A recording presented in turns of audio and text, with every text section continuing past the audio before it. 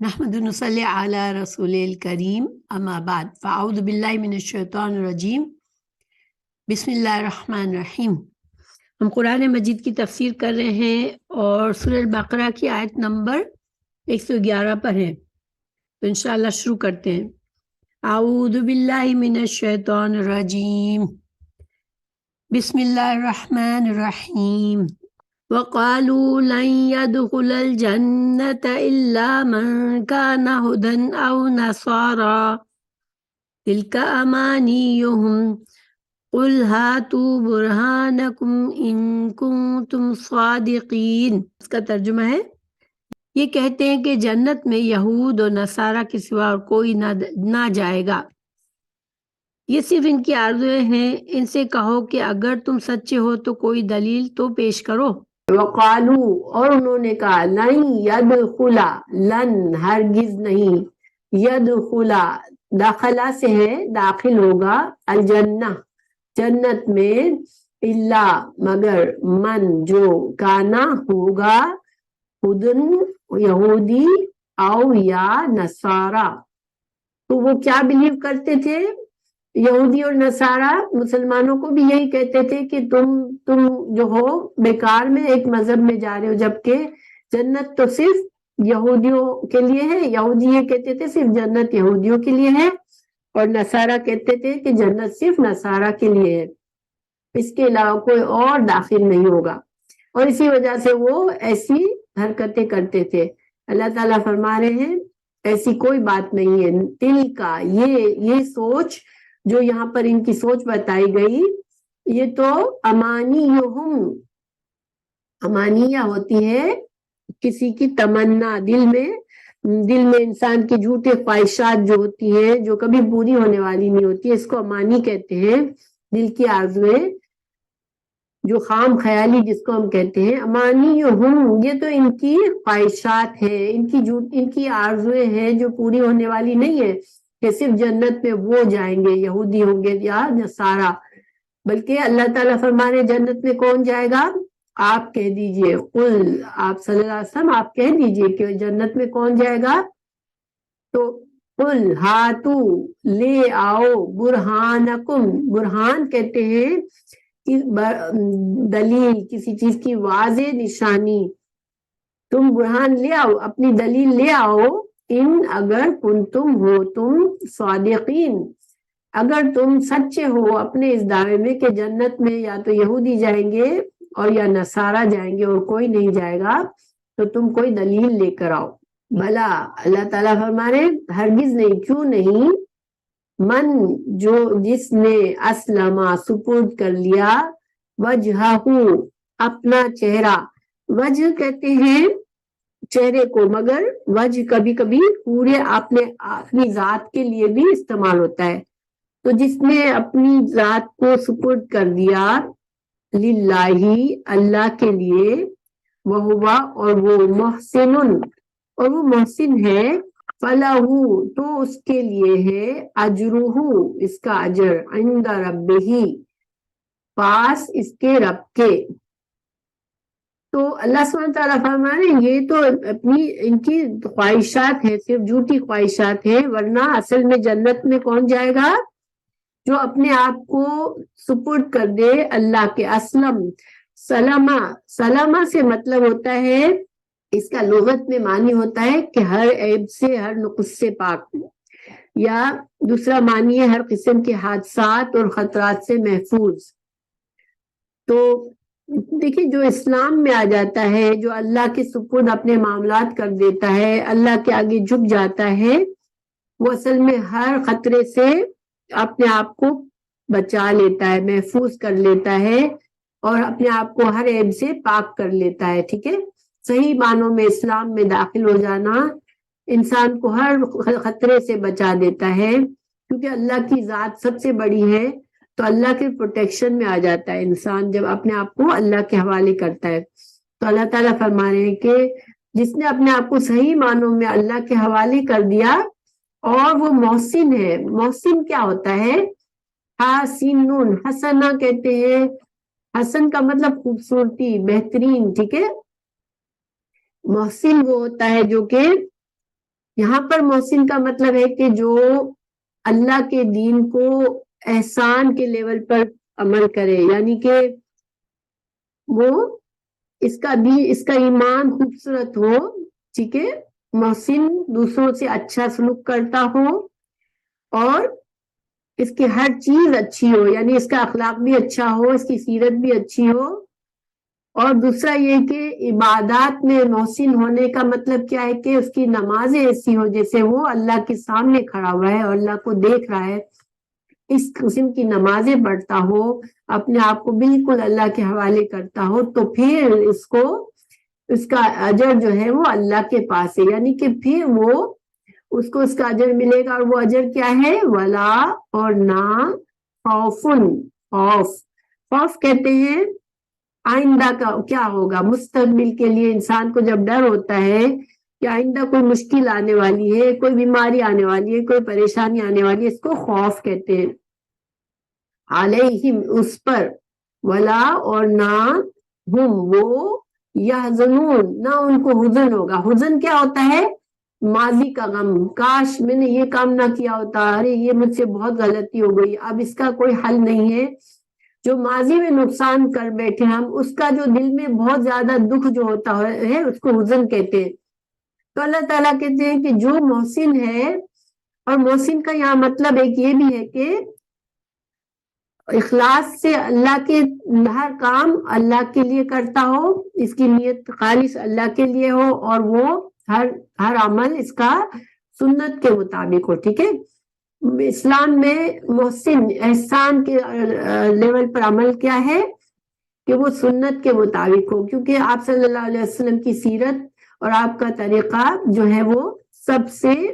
خوبصورت ہے، جو اللہ نے جو طریقہ بتایا ہے.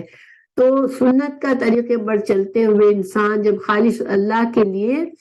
نیت کر کے جو کام کرتا ہے تو وہ انسان محسن ہوتا ہے. ٹھیک ہے، تو جو انسان اس طرح رہے گا کہ اللہ کے آگے جھک جائے، خود اسلام میں اس طرح آ جائے کہ پوری طرح فرما بردار بن جائے اللہ کا، اور وہ اس کا ہر کام سنت کے مطابق ہو اور اللہ کے لیے خاص نیت سے نیکی کرتا ہو، تو پھر اس کو اس کا اجر ملے گا. اور اس کا اجر کیا ہے کہ جب قیامت کے دن سارے لوگ خوف میں پڑے ہوئے ہوں گے اور اپنے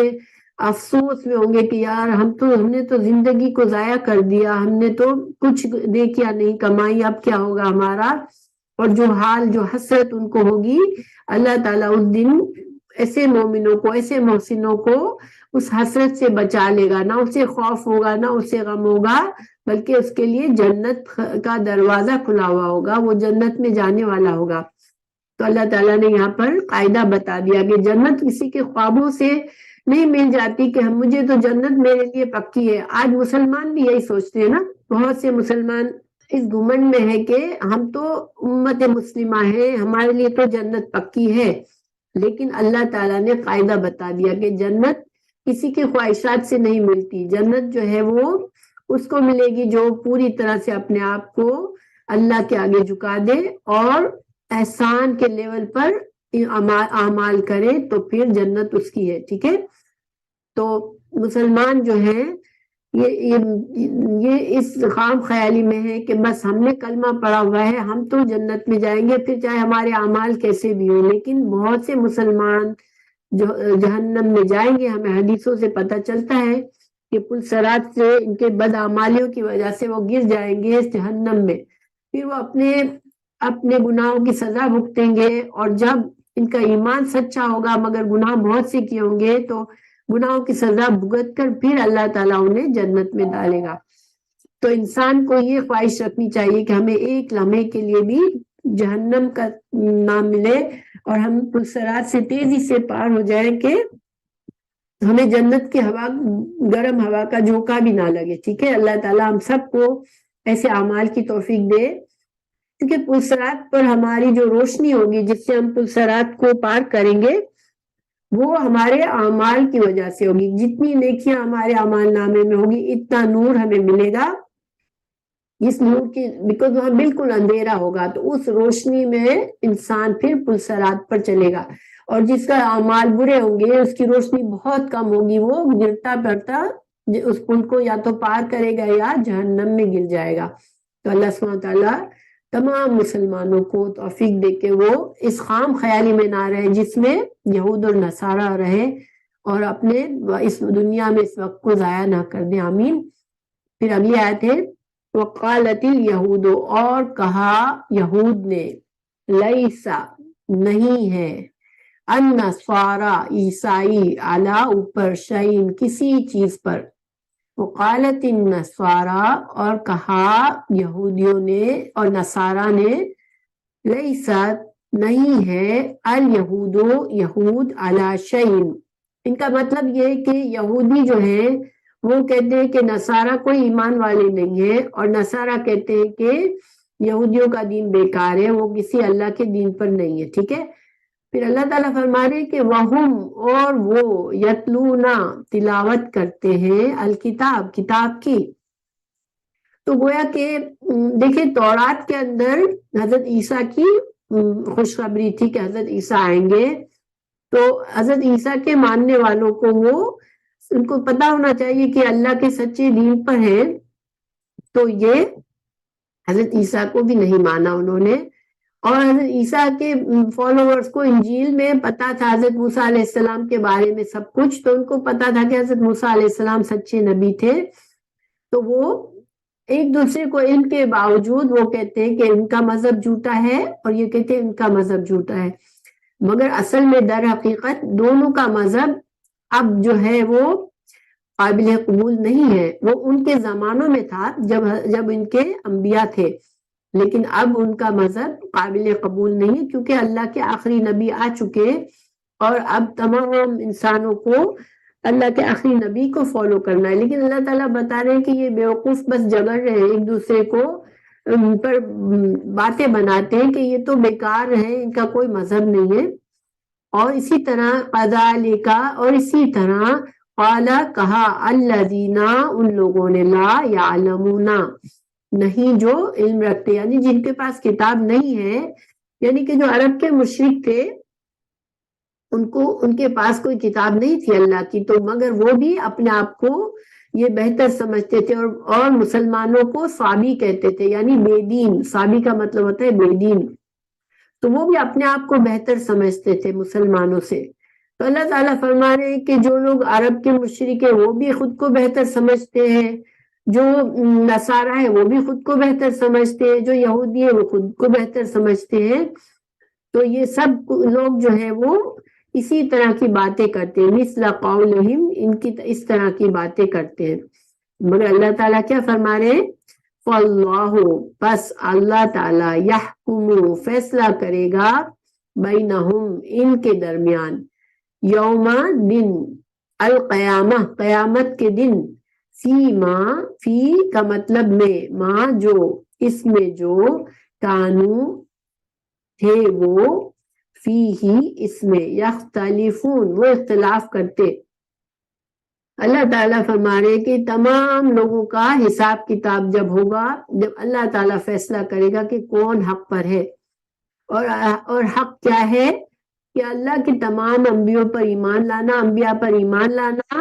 اور آخری نبی صلی اللہ علیہ وسلم کے آنے کے بعد ان کی شریعت کو فالو کرنا، یہ حق ہے۔ اور باقی جو لوگ باتیں بنا رہے ہیں تو پھر اللہ تعالیٰ ان کو آخرت میں بتائے گا کہ وہ جھوٹا، ان کے گمان جھوٹے تھے، ان کی باتیں جھوٹی تھی۔ اب اچھا، اگر ہم آج مسلمانوں کو دیکھیں تو دیکھیں مسلمان گروہ میں بٹے ہوئے ہیں، اور ایک گروہ دوسرے پر کفر کا دعویٰ کرتا ہے کہ میرا جو مسلک ہے، جو میں جس طریقے پہ میں چل رہا ہوں، جس امام کو میں فالو کرتا ہوں، بس میں ہی صحیح کرتا ہوں، اور باقی لوگ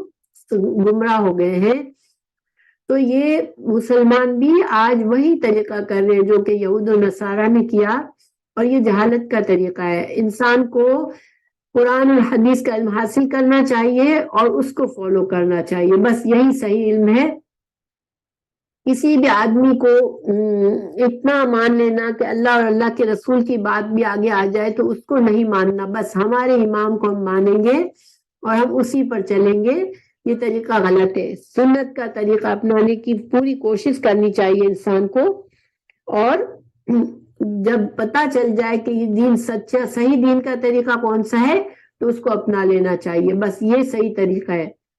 تو آج آپ کسی کو بتانے بھی جاؤ تو نہ کوئی پرانی رسم و رواج کو چھوڑنا چاہتا ہے، نہ اپنے پرانے جہالت کے طریقوں کو چھوڑنا چاہتا ہے۔ قرآن اور حدیث کے صحیح علم سے بھی اگر کسی کو بات بتاؤ تو کوئی اس میں آج مسلمانوں کو بھی بڑا مشکل ہوتا ہے سمجھانا۔ لیکن اصل اللہ تعالیٰ کو کیا پسند ہے کہ انسان صحیح دین کو سمجھے، اس کا علم حاصل کرے اور اس پر عمل کرے، خود جھوٹی خواہشات اور جھوٹے خام خیالی میں نہ رہے، اس لیے کہ اگر جنت حاصل کرنی ہے تو اللہ کو راضی کرنا ہے، اور اللہ راضی جب ہوگا جب ہم اس کی بات کو ہر چیز پر آگے کریں گے۔ پھر اگلی آیت ہے ومن اظلم، اور کون بڑا ظالم ہے۔ اظلم اکبر کے وزن پر ہے، اکبر کا مطلب سب سے بڑا، اصغر کا مطلب سب سے چھوٹا، اظلم کا مطلب سب سے بڑا ظالم، ٹھیک ہے۔ تو سب سے بڑا ظالم من سے، من جو، یہ دو الفاظ ہیں من اور من، ٹھیک ہے۔ اس سے جو منع کا مطلب ہوتا ہے روکنا، ہم کہتے ہیں نا میں نے تمہیں منع کیا تھا نا، تو منع کا مطلب کیا ہوتا ہے، میں نے تمہیں میں نے کہا تھا کہ یہ کام مت کرنا، تو اس سے رکنا۔ تو اللہ تعالیٰ فرما رہے کہ کون بڑا ظالم ہے اس سے جو کہ منع کرے، روکے مساجد اللہ کی مسجدوں سے، ان یہ کہ یذکرا ذکر کیا جائے، فیہا اس میں، اسم ہوں اللہ کی طرف جا رہی ہے، اللہ کا نام، ٹھیک ہے۔ ہوں ضمیر ہے، اور ضمیر جو ہے وہ کسی اسم کی طرف اشارہ کر رہی ہوتے، تو ہوں ضمیر یہاں پر اللہ کی طرف اشارہ کر رہی ہے کہ اس سے بڑا ظالم کون ہے جو اللہ کی مسجد کے اندر اللہ کا نام بلند کرنے سے لوگوں کو روکے، وسعا اور کوشش کرے، فی میں خرابہا، خراب جو ہوتی ہے وہ ہمارا تعمیر کے مقابلے میں ہوتی ہے، تعمیر کرنا کسی چیز کو بنانا، خراب کرنا کسی چیز کو اجاڑنا۔ تو مسجد کو اجاڑنے کی کوشش کرے اور مسجد میں لوگوں کو روکے کہ وہ جا کے اللہ کی یاد کرے مسجد کے اندر، تو اس سے بڑا ظالم کون ہوگا۔ تو یہاں پر اس آیت کا کیا بیک گراؤنڈ ہے، دیکھیے جب رسول اللہ صلی اللہ علیہ وسلم اسلام لے کر آئے تو قریش نے کیا کیا، اتنا تنگ کیا کہ آپ کو ہجرت کرنی پڑی مکہ سے، حالانکہ خانہ کعبہ مسلمانوں کا عبادت گھر ہے، اور اس سے مسلمانوں کو نکالنا گویا بہت بڑا ظلم تھا۔ پھر جب آپ صلی اللہ علیہ وسلم 6 ہجری میں عمرہ کرنے کا ارادہ کیا اور گئے تو انہوں نے مسلمانوں کو روک دیا، عمرہ نہیں کرنے دیا، حالانکہ یہ طریقہ اس زمانے میں ایون مشرکوں کے لیے بھی غلط تھا کہ کسی کو اللہ کے گھر میں جانے سے روکا جائے، مگر انہوں نے مسلمانوں کو روکا تھا۔ تو اللہ تعالیٰ فرما رہے کہ یہ انہوں نے، اس سے بڑا ظلم کیا ہو سکتا تھا کہ مسلمانوں کا حق تھا کہ اللہ کے گھر میں جا کے اللہ کی عبادت کرے، اور وہ قریش جو تھے وہ مکہ کے کافر مسلمانوں کو جانے نہیں دے رہے تھے اور ان کو عبادت نہیں کرنے دیتے تھے۔ اللہ تعالیٰ فرما رہے ہیں کہ اولئکا یہ لوگ ما کانا نہیں مناسب ہے، ما نہیں کا ہے، لہم ان کے لیے، ان یہ کہ یدخلوہا دخلہ سے ہے، یا کا مطلب وہ داخل ہو، ہا کا مطلب اس میں، یہ ہا ضمیر مسجد کے لیے ہے، ٹھیک ہے، یہ مؤنث ہے، مؤنث اس لیے کہ مسجد کا لفظ بھی مؤنث کے طور پر استعمال ہوتا ہے۔ تو یدخلوہا یہ اللہ کی مسجد سے لوگوں کو روکتے ہیں، تو اصل تو ہونا یہ چاہیے کہ ان کو ما کان لہم ان یدخلوہا کہ وہ اس مسجد میں داخل ہوں، الا مگر خائفین، خائف کہتے ہیں ڈرنا، ہم اردو میں بھی خائف کا لفظ استعمال کرتے ہیں، یعنی کہ ان کو تو جنہوں نے مسلمانوں کو روکا، جن کافروں نے، ان کو تو خود ڈرنا چاہیے کہ اللہ کے گھر میں وہ داخل ہوتے ہیں شرک کرنے کے لیے اور بتوں کو پوجنے کے لیے اللہ کے گھر میں داخل ہوتے ہیں، تو ان کو اللہ سے ڈرنا چاہیے اس بات پر کہ اللہ ان کو عذاب دے گا۔ تو بجائے اس کے کہ وہ اللہ سے ڈرے اپنے عمل پر، وہ تو الٹا مسلمانوں کو جن کا حق ہے کہ وہ اللہ کی عبادت کریں جا کے مسجد میں، ان کو روکتے ہیں کہ مسجد میں وہ جائیں۔ پھر اللہ تعالیٰ فرما رہے لہم، ان کے لیے فی دنیا میں خزیٌ، رسوائی ہے، ولہم، اور ان کے لیے فی الآخرۃ، آخرت میں عذاب، عذاب ہے، عظیم، بہت بڑا۔ تو یہ جو مشرک کر رہے ہیں ان کے لیے بڑی سزا ہے اس عمل پر کہ وہ مسجدوں سے مسلمانوں کو روکتے ہیں، تو ان کو دنیا میں بھی اللہ ان کو رسوا کرے گا اور آخرت میں ان کو بہت بڑا عذاب دے گا۔ اور ہم نے دیکھا ہسٹری میں کہ مکہ کے کافر بہت سارے مسلمانوں میں جو نہیں ہوئے وہ رسوا ہوئے جنگ بدر میں، 70 جو بہت بڑے متکبر تھے کافر، وہ سارے مارے گئے اور بڑی ذلت کے ساتھ مارے گئے۔ اللہ تعالیٰ کے آگے کسی کو بڑا بننا یہ بہت ہی خطرے والی بات ہے، اور اللہ تعالیٰ تکبر کو پسند نہیں کرتا، اور ان کو بڑی سخت سزا ملی اور آخرت میں ان کا عذاب باقی ہے ابھی۔ اچھا، آج کے وقت میں ہم اس کو کیسے لیں؟ مسجدوں میں خرابی کرنا، دیکھیں آج مسجدوں میں بہت زیادہ پالیٹکس کی جاتی ہے اور مسلمان وہاں جمع ہو کے لڑتے ہیں جھگڑتے ہیں، جو ذرا انتظامیہ سنبھالتے ہیں تو وہ ایک دوسرے کی مخالفت میں ہی پڑے ہوئے ہوتے ہیں اور ایسا ماحول کر دیتے ہیں کہ لوگ مسجد سے دور بھاگتے ہیں۔ تو یہ ساری چیزیں اسی میں ہے کہ لوگوں کو مسجد سے روکنے نہیں آتی ہیں، اور ایسے لوگوں کو ڈرنا چاہیے۔ مسجد اللہ کی عبادت کے لیے ہے اور اس میں انسان کو پالیٹکس سے اور خرابی سے بچنا چاہیے، اور دوسرا یہ بھی معنی ہے کہ مسجدوں کو گندا بھی نہیں رکھے انسان، اس کو صاف ستھرا رکھے اور مسجدوں میں نہ ماحول کی خرابی کرے نہ گندگی پھیلائے، ٹھیک ہے؟ تو مسجدوں میں ایسا ماحول رکھے کہ اللہ کے بندے خوش ہو کے عبادت کرنے کے لیے آئے، کیونکہ یہ اللہ کی عبادت کی جگہ ہے۔ پھر آگے اللہ تعالیٰ فرما رہے ہیں وَلِلَّهِ، اور اللہ کے لیے ہے المشرق، مشرق، والمغرب، اور مغرب، فَأَيْنَمَا، تو جہاں کہیں، پس، اینا جہاں، ماں جو بھی، یعنی جہاں کہیں، ٹھیک ہے؟ اینما مل کے کیا بنتا ہے؟ جہاں کہیں، تولو، تم منہ موڑو گے، واللہ یولو، منہ کو موڑنا، فثم، پس، تھما مینس اسی جگہ پر، وجہ اللہ، اللہ کا چہرہ ہے، اللہ کی ذات ہے، یعنی اللہ سبحانہ تعالیٰ کی ذات وسیع ہے اور یہ زمین اللہ کی ہے۔ تو کبھی مشرق کی طرف منہ کر کے تم اپنے آپ کو بڑا نہ سمجھو، نہ مغرب کی طرف کر کے۔ اور اس میں مطلب کیا ہے؟ دیکھیں جیسے یہود اور نصارہ اپنا اپنے قبلے پر فخر کرتے تھے کہ ہمارا یہ قبلہ ہے، ہماری یہ ڈائریکشن ہے۔ اگر ہم مسلمان بھی اس پر فخر کرتے ہیں تو ہمیں بھی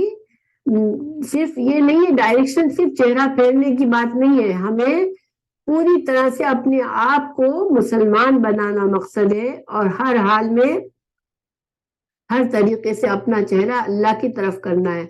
کیونکہ یہ ساری سمتیں تو اللہ کی ہے، اللہ ہر سمت میں موجود ہے۔ صرف تم اس کو ایک نشانی مت بنا لو، ایک وہ نہ بنا لو کہ بس اس چیز سے اپنے آپ کو بڑا سمجھنے لگو، ٹھیک ہے؟ اللہ کے لیے مشرق اور مغرب۔ اور اس آیت سے نفلی نماز کا بھی حکم نکلتا ہے کہ جب انسان نفل کی نماز پڑھتا ہے تو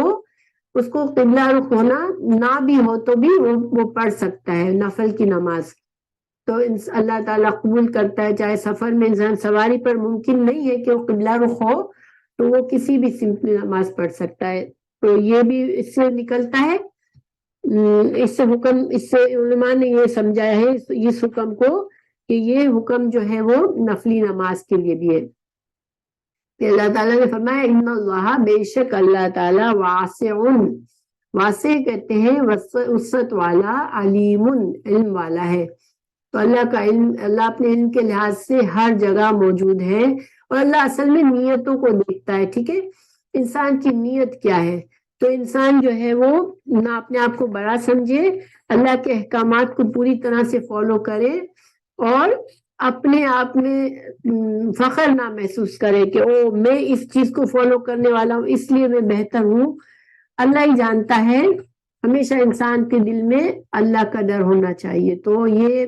آج کا سبق الحمدللہ پورا ہو گیا.